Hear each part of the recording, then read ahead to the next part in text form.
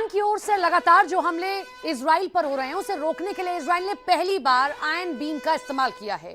यह iron beam कैसे Israel के लिए एक आयरन शील्ड के तौर पर काम करती है वो हम आपको दिखाते हैं। ये ड्रोन, रॉकेट और मिसाइल तीनों तरह से जो हमले हैं वो रोकती है।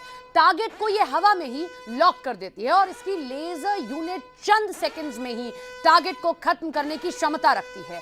आयरन बीम की रेंज है 10 किलोमीटर, यानी कि 10 किलोमीटर के दायरे में ये दुश्मन के हथियार को तबाह करती है। Iron beam drone, missile intercept करने में सक्षम है। लेजर बीम से इसे मार गिराया जाता है। रिएक्शन टाइम बेहद कम होता है इसका, सिर्फ कुछ सेकंड्स में ही ये टारगेट को ढेर करने की क्षमता रखती है। ये आयरन डोम के साथ भी इंटीग्रेटेड है और इसके अलावा ये सेपरेट यूनिट के तौर पर भी काम करती है। ये एक जगह से इस्तेमाल किया जाता है। मूवमेंट की सुविधा नहीं होती है इसमें।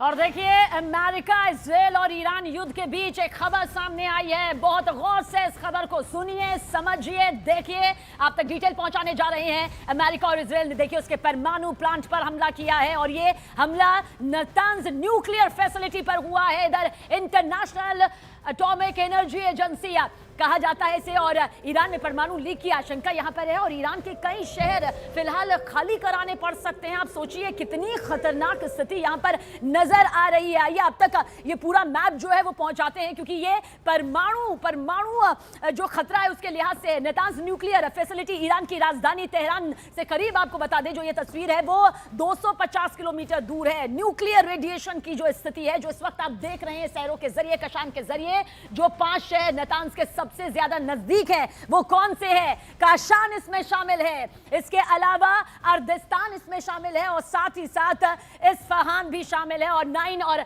बादरूद, ये सभी वो 5 शहर शामिल हैं जिनमें करीब 27 लाख लोग रहते हैं। इसी को कहते हैं युद्ध, जो सिर्फ मौजूदा स्थिति में नतीजे नहीं देता है बल्कि आने वाला एक बहुत खतरनाक संकेत। ये 5 शहर आप देख लीजिए, सबसे बड़ा खतरा देखिए मंडरा रहा है। 27 लाख लोग इन 5 शहर में रहते हैं। हालांकि जून 2025 में जब ईरान इजराइल युद्ध हुआ था, याद होगा, तब इजराइल ने नातांज पर यह हमला किया था। नातांज समेत ईरान के पास कुल 5 परमाणु साइट्स थी और इस वक्त आप देख लीजिए नातांज, बुशहर, फोर्डो, अराक, इसके अलावा सागंद, आप इसको समझ लीजिए, क्योंकि अब सबसे ज्यादा खतरा इन्हीं 27 लाख जिंदगियों पर मंडराता हुआ नजर आता है।